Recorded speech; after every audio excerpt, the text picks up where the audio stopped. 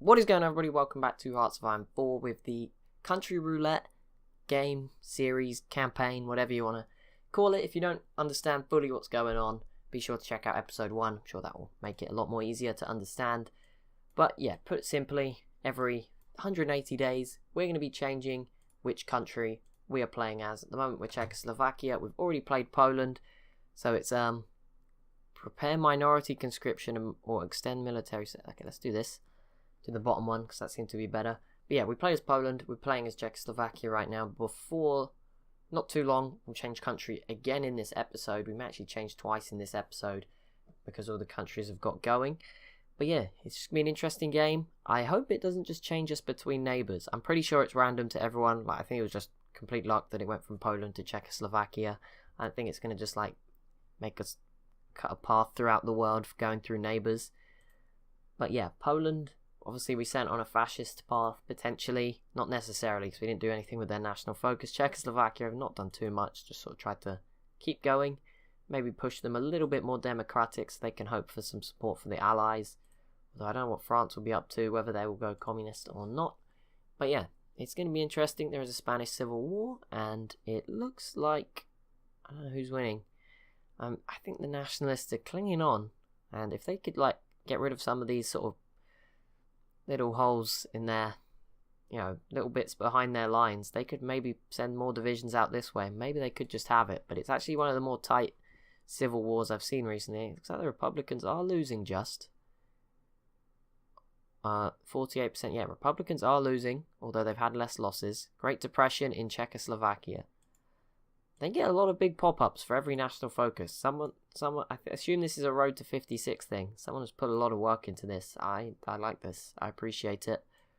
Obviously, it's a shame we're not playing as Czechoslovakia for too long. I mean, this is a massive tree. Join Comintern, seek cooperation with the Allies. Okay, so that's a long way down here. Establish State Defense Guard. What does this do? One thing I don't really appreciate with I don't like about national focus trees, it doesn't really tell you what the stuff does. Like, you need to have a really good understanding of the language it's using if you want to know. Petition legal. Okay, so going this way doesn't necessarily. Oh no, it forces you down this right hand side towards joining the Comintern. Maybe go this way then, and then that sort of gives them more free choice. They can still sort of do what they want if we go for this. I imagine we're pretty close now. It's only October. 61 days, so about 2 months. Oh, we got a division. Our first division created by me has arrived. I don't know exactly why is the Czechoslovakian theatre viewed differently to the European theatre. We will never know. And also, why are the blue on the sides of these divisions so thick? I have no idea. But I don't know how they've set up their army, and if all the AI do this before I take over, it's going to make things a little more complicated. So I will just leave those fresh divisions for the AI to assign. Obviously, they're not in a war, so it's not super important right now that they're ready and prepared. They are very. I guess it must be easier for a human player because they are definitely not guarding from Hungary, Romania, and Poland and Austria all the time. Like, if it became obvious that they were going to declare war, then you would. But pretty sure if you were playing as Czechoslovakia, you'd put all these divisions just on your German border, which already makes it a little bit harder than it is for the AI. Germany to take out that Czechoslovakia when it's doing this, obviously. Not much I can change about that. They will probably go, even if I changed it, they would just go straight back again as soon as I left. Expansion of new towns. I mean, they're 35% fascist, so that's nice. Hopefully we don't trigger like a Polish civil war that just leads to the breakdown of society and even easier war for Stalin and co. Okay, there we go. Wow, this is impressive. Someone... the person daily fascism support. Oh, what have I done? Didn't realize I'd done this. Chinese Soviet Republic has declared war on somebody, and we got tech boost. Is this like, have I turned on something by accident? Have I turned on the OP Czechoslovakia mod or something? Is that a thing? Prepare Sudetenland autonomy. Amend State of Defense Act. Establish. Finish this hospital. Yes, my last act in charge of Czechoslovakia should be finishing a hospital. We're only here for 22 more days, so then it'll be goodbye. Who knows where we'll go? Probably end up in like the Chinese. We'll probably end up playing as Mao and be destroyed. Definitely see that one happening. Italy did take all of Ethiopia, for anyone. I think that popped up towards the end of the last video. I sort of clicked over. Oh, okay. I think Franco might have lost now. I'm afraid he was doing pretty well, but support democracy, yet you're communist. I don't know how that one works out. Pretty sure he did this in the last game too. Prioritize western border. Yes, I think so. I think that's probably who you should focus on. Also, your people are starving, but I'll leave you to deal with that. Country change in 3 days. 2 days. It's 10 o'clock on the change day. Here we go. Where are we going now? Oh, it is Xinjiang of... You know what? Cool. It was pretty close to these guys at war, but here we are. Never played in Asia before, so this should be fun. Here we are then. What again? Why are these guys? Why is every army? I guess when you have a ton of generals and 5 divisions, you can afford to do this. But yeah, Xinjiang. Hello. Are you in the Comintern? I think they are. No, not yet. Assume they can join it though. Did they have... Oh, they have quite a big focus tree. I think this is just a basic focus tree actually. That might, yeah, it's just a basic one. And they've gone down here defending the land.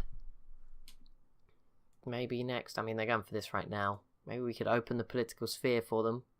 I don't know how long this takes though. 70 days. Like, I don't think we're going to get too much time to change. They only have 2 research slots. Like, that is sad.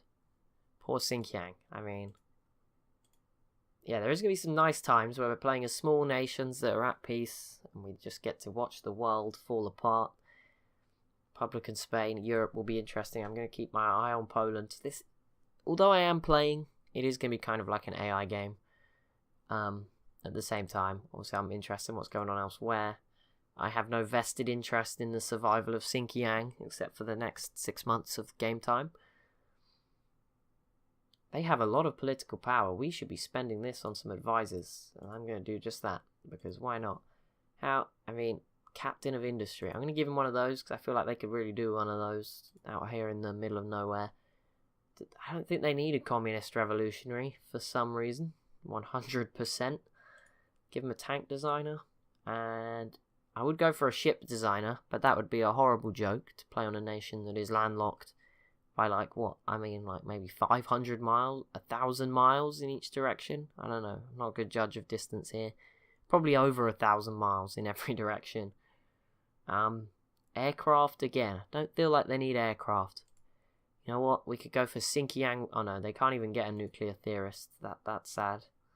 Oh, okay, I'm just gonna give them an armaments organizer. There you go. Have him. Got a new division. Nice. Join up with the pink guy. I don't know why. I think British Raj have got a thing against you.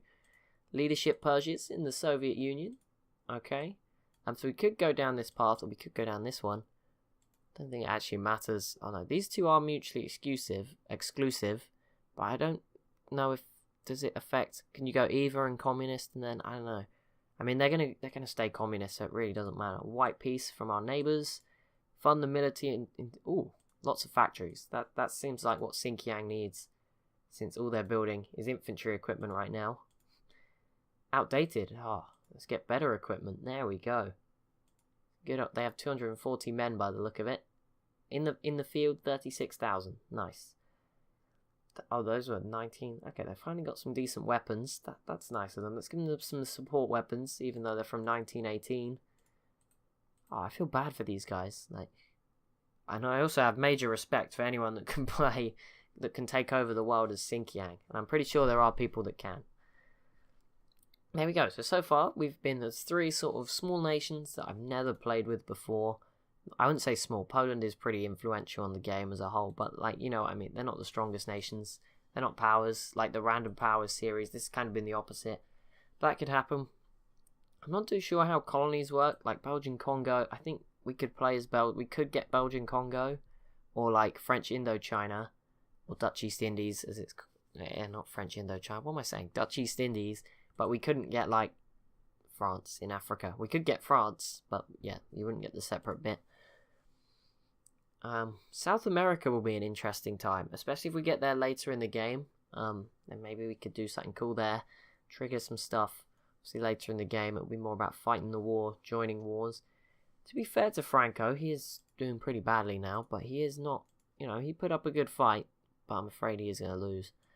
But he put in a much better fight than he has in the last few series of mine, so, you know, much appreciated. Well, it wasn't appreciated in the Romania series. Oh, no. Actually, in the Romania series, I'm pretty sure Franco won. I can't remember now. Because I remember being at war with Spain, and I don't think Stalin would have declared war on Republican Spain. That would have been pretty dumb. Okay, just see around. Poland is getting there. 45% fascist. Problem is they'll probably have to go through a civil war because they're authoritarian with no elections right now. That kind of sucks. How close are we? The next change is in 64 days. Not sure if that will be this episode. It might just be at the end of it. There's 1937. It's April. We could literally be anyone. We could, I think, become British Raj. Yeah, we could be British Raj, for example. That's the sort of thing I was trying to say earlier. And we could be any of Britain's sort of puppets in the Commonwealth. I don't even know if they're puppets, whatever they are. These guys are producing a lot of divisions. Fair play. The Hindenburg disaster. More factories. 11 new factories. That is what we're talking about. Although we do need 4,000 guns. Military research grants. See, they could really do with just getting down here and getting construction speed. Oh, it was for forts, but either way, we'll be ready for border disputes. With who? I should have read that. Oh, I found there's a button here. No, where is it? Here. For dismissed alerts. Not that... Wait, what? I don't know. I clicked it and nothing happened. I thought that was going to let me read it, but obviously not. Never mind. That obviously wasn't what I thought it was. War industrialists. There we go. That's what this country needs. Xinjiang. I mean, they don't need a communist revolutionary when they are 100% communist. Yeah, they don't need any more turning. But yeah, they'll make a great Comintern buddy. Done Stalin a good favour here. Got these guys all prepped, readied up for war. Czechoslovakia support consumer goods industry. Yeah, they are going more and more democratic, sealing their fate. Look at Poland here, 57% fascist. Wow. Okay, well this is going to change Europe quite dramatically. Hopefully, I can go and get to play as another small nation in Europe and quickly sort of flip it back again. Maybe send someone who's not particularly interested, like a Yugoslavia. That's not really going to help. Maybe Romania as democratic, although they would get crushed from either side. Yeah, I don't know. They really could do with a hand. If Poland goes fascist, it just makes Germany's job a whole lot easier. But it would wonder how good old Adolf here would react to that. Might change how he plays out his game, which would be interesting. Pretty sure we're close. 9 days. Okay, so we are going to see this episode who the fourth nation is. We won't spend too much time as them. But it's been interesting so far. Poland, Czechoslovakia, and then, nice and close, have a big border with each other. And then all of a sudden, Xinjiang, of all people. 2 days left. Okay, so it's about to change. Let's see who we get. Goodbye, Xinjiang. It was nice playing as you for 6 months. That's probably the only time I'll ever play with you. And who is this? Siam? Yes, Siam. Okay, interesting. Pretty cool. Hello, Siam. What can you do? I mean, I imagine you're pretty fascist, so do you really need me? Again, I don't think they're going to go fascist either way. I should just focus on making them really good. So, captain of industry. Get yourself some good industry. Are you building factories? You have 1 military factory. Okay, Siam is even worse than Xinjiang. I didn't think that was possible, but it is. They have plenty of civilian factories, which is nice. Japan declared war on Shaanxi. Japan declared war on China. Okay, well, things are changing up here. Build a military factory.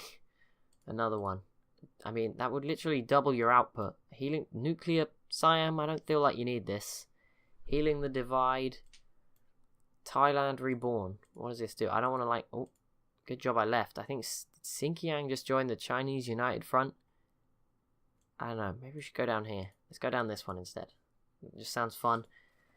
Okay, they do have 4 research slots. This does not make sense. Xinjiang is obviously not very good at researching stuff, but they're much better at industry, and I think they just joined the Chinese United Front. They did. See, I leave, and all the interesting stuff starts to happen. War with Japan. I doubt Siam will end up in any wars in this spell under my leadership. But that is going to be it for this episode. So as always, guys, if you have enjoyed, be sure to leave a like and a comment down below. Be sure to subscribe as well if you're new to the channel. I'll keep my eye on all our previous countries we've played as and obviously how the game plays out. But yeah, be sure to leave a like, leave a comment, be sure to subscribe. I've already said this, but yeah, be sure to do it. Please, really helps. But anyway, thank you so much for watching, and I'll see you in the next one.